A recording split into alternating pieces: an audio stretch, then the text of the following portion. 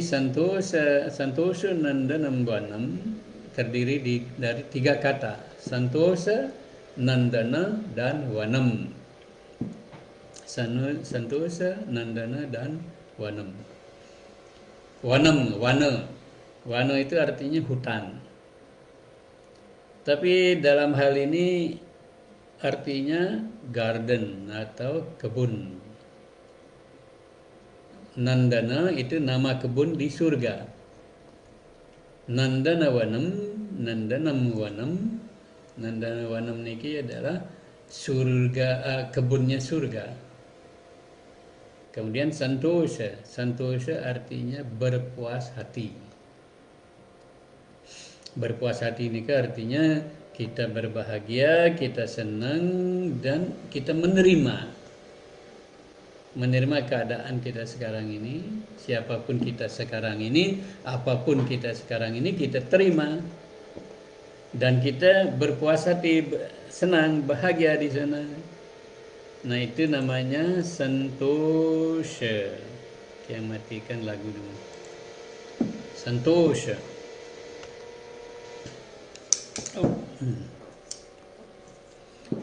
Nah, santosha ini kalau kita miliki, artinya kita berada dalam tamannya surga, kebun tamannya surga. Kalau kita menerima, kalau kita santosha, kalau kita bahagia, kalau kita berpuas hati. Nah, kepuasan hati itu adalah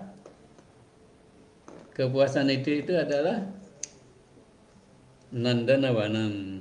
Lagunya kok masih close. Okay. Nandanawanam. Kepuasan hati itu adalah tamannya surga. Artinya kita sudah berada di surga. Artinya kita sudah makhluk surgawi kalau kita menempatkan diri kita, menempatkan kesadaran kita dalam santosha. Ini yang dalam bahasa Indonesia menjadi sentausa. Hidupnya aman, tentram, sentausa. Sentausa itu sesungguhnya artinya adalah total, sepenuhnya berpuas hati. Karena apa? Bukan hanya berpuas hati, karena ada kata sam di situ, sentausa. Sam itu artinya penuh, sempurna. Dan tosha itu berasal dari akar kata dalam bahasa Sanskerta tush. Akar kata tush artinya berpuas hati. Jadi santosha artinya total berpuas hati, sepenuhnya berpuas hati secara sempurna. Itu namanya santosha.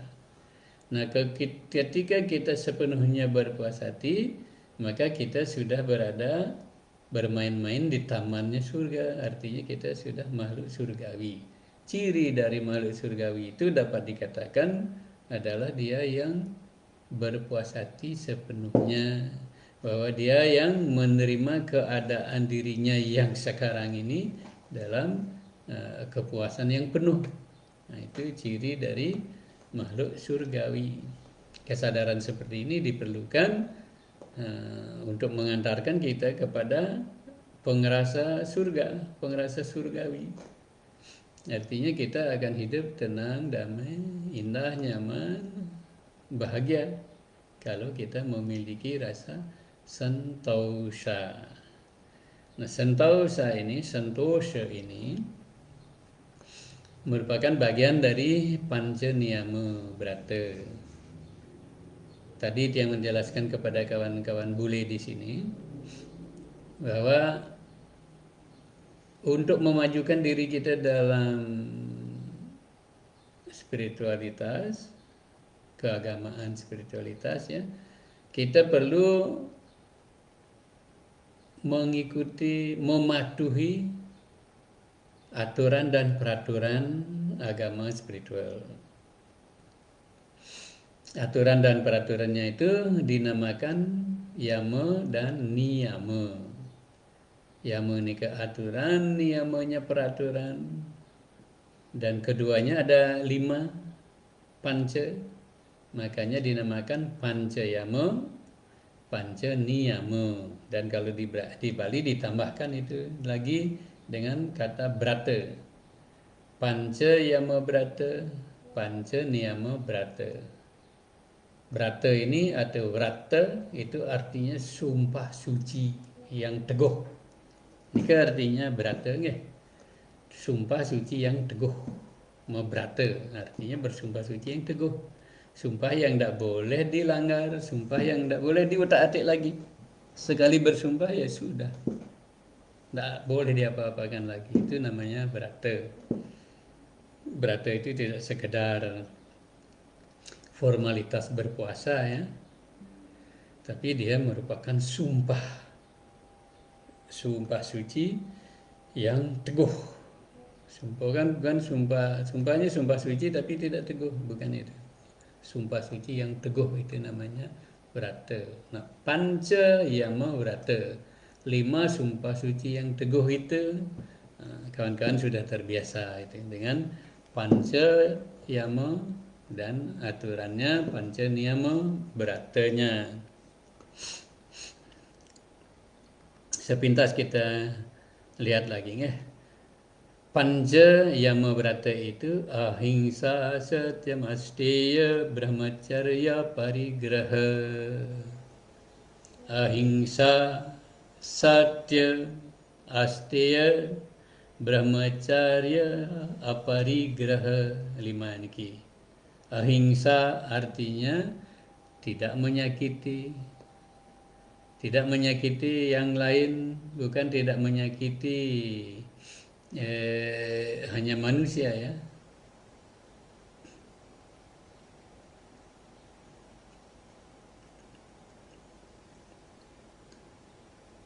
Maaf yang membaca ini komen. Maaf itu mubah musik, saya baru dengar itu. Apa itu maksudnya ya? Maaf pertanyaannya, tolong diperjelas ya. Jadi yang pertama itu adalah ahimsa, artinya tidak menyakiti. Kalau terjemahannya tidak membunuh-bunuh, nah itu saya kira perlu lebih dipertegas lagi. Tidak menyakiti. Kalau kita membunuh itu sudah final, menghabisi. Bukan hanya itu. Ahimsa itu artinya tidak menyakiti. Bukan hanya tidak membunuh ya, tidak menyakiti. Mungkin kita tidak membunuh orang, tetapi kita menyakiti dengan kata-kata, memaki-maki, memfitnah.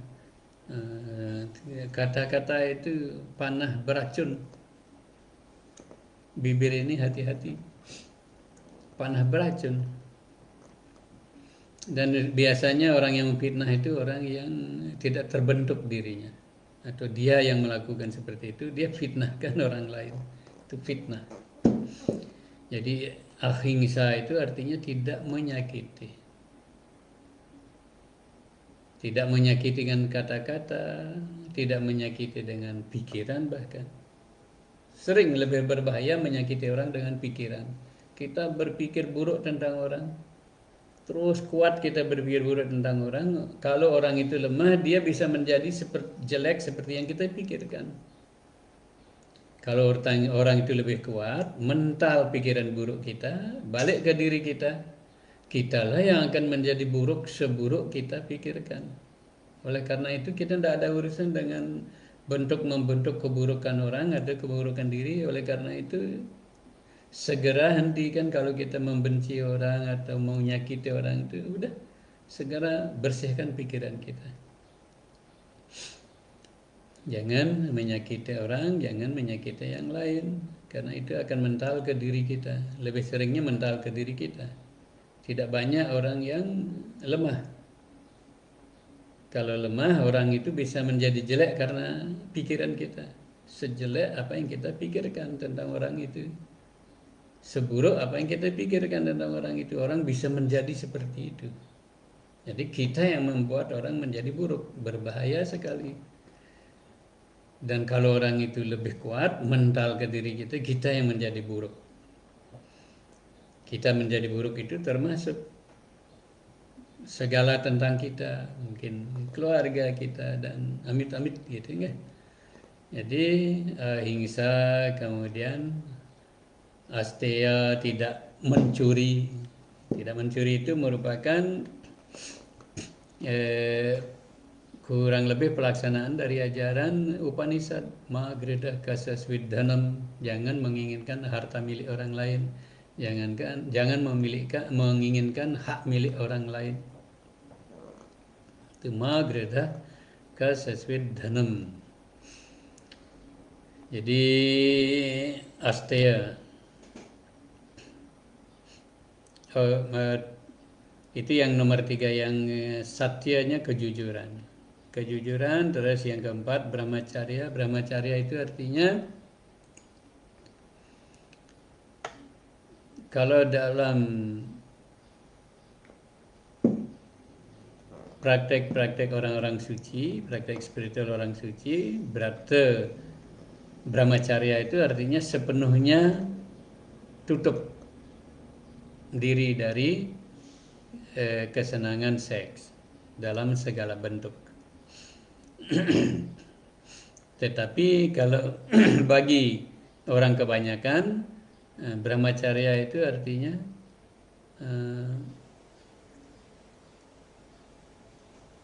memanfaatkan tenaga seks itu di jalan yang benar. Jadi ada kontrol yang kuat di sana. Kemudian aparigraha artinya tidak loba. Tidak loba. Itu panca yama brata. Panca niyama bratanya saucam. Sauca santosha tapasca swadhyaya iswara paranidhana. Saucam. Saucam itu artinya kebersihan. Ini aturan, ini peraturan, ini ketentuan, ini disiplin. Jadi kalau orang kalau menginginkan kemajuan dalam agama spiritual, orang harus menjaga kebersihan dalam kurung dan kesucian. Menjaga kebersihan dan kesucian. Bersih dalam badan. Jadi mandi teratur. Dan mandinya juga ada aturannya, bagian anggota badan yang mana dibersihkan berapa kali, bagaimana caranya. Dan juga kalau dalam ajaran kita ada mantra setiap membersihkan anggota badan, itu semua ada mantramnya. Dan bersih dalam berpakaian juga, bersih dalam batin. Itu saucanya. Dan yang kedua santosa yang kita sedang bicarakan, nanti kita bicarakan lagi cerita lebih jauh. Nah itu yang nomor 3, tape. Tape itu artinya, mungkin dalam bahasa sekarang itu artinya disiplin. Tape itu artinya disiplin. Tape sesungguhnya itu artinya memanaskan diri dengan disiplin-disiplin yang teguh. Jadi tapo itu artinya memanaskan diri dengan disiplin-disiplin yang teguh, memasak diri dengan disiplin-disiplin yang teguh, membentuk diri dengan disiplin-disiplin yang teguh. Kemudian swadhyaya. Swadhyaya itu berasal dari kata swa, artinya diri sendiri. Adhyaya artinya belajar. Belajar sendiri, itu swadhyaya. Ada juga yang memberikan pemahaman su adhyaya menjadi swadhyaya. Su artinya baik, yaitu sama dengan belajar dengan baik. Belajar sendiri, belajar melihat sendiri, memahami sendiri, memahami diri sendiri. Jadi swadhyaya itu artinya belajar sendiri. Dan Iswara Pranidhana itu artinya penyerahan diri total kepada Yang Maha Kuasa. Biasanya kita menyerahkan diri kita total kepada diri sendiri. kepada segala keinginan kita. Nah, berbahaya menyerahkan diri kepada diri sendiri.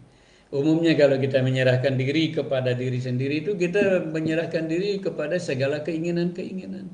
Apapun yang kita inginkan kita ikuti.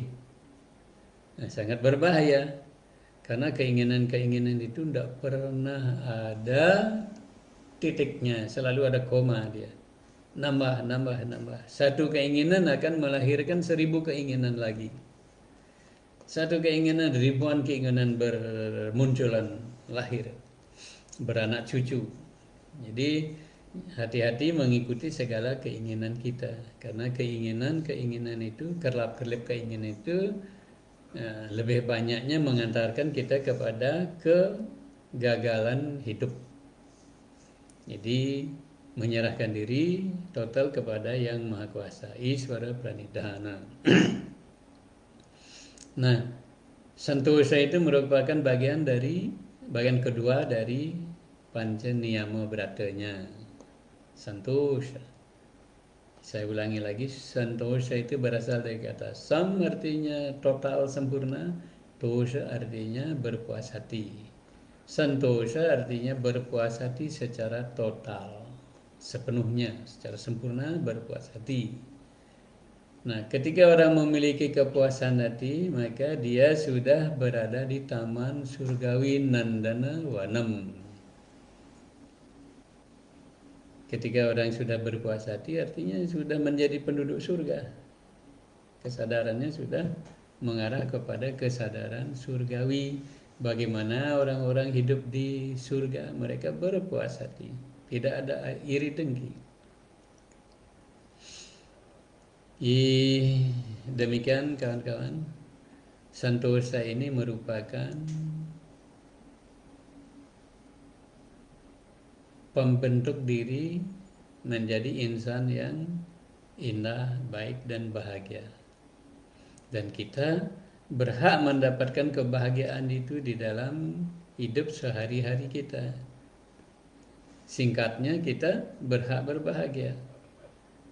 Umumnya segala tingkah laku kita, segala pemikiran kita, segala kata-kata kita sehari-harinya itu selalu menjauh dari pencapaian kepuasan hati total. Sekarang kita lakukan lebih banyak mengarah untuk membuat diri kita asantosa, tidak berbahagia, tidak berpuas hati, tanpa kita sadari. Kenapa? Karena kita mengikuti segala keinginan-keinginan kita tanpa kita saring. Segala keinginan, karena itu dari kita, pasti kita anggap bagus. Keingin tidak baik pun dianggap bagus. Jadi penyaringan keinginan-keinginan yang jumlahnya tiada batas itu sangat diperlukan. Santosa Nandana Wanam. Berpuas hati secara totalitas, sepenuhnya berpuas hati, itu berarti kita berada di tamannya surga. Seperti kita kalau datang ke satu taman, kita langsung merasa wah, senang, bahagia, damai, ingin duduk berlama-lama di taman indah itu. Nah, demikian juga di taman surgawi itu. Kalau kita memiliki santosa, kita bisa duduk menikmati di taman surgawi Nandana Wanam. Nggih, rahayu sareng sami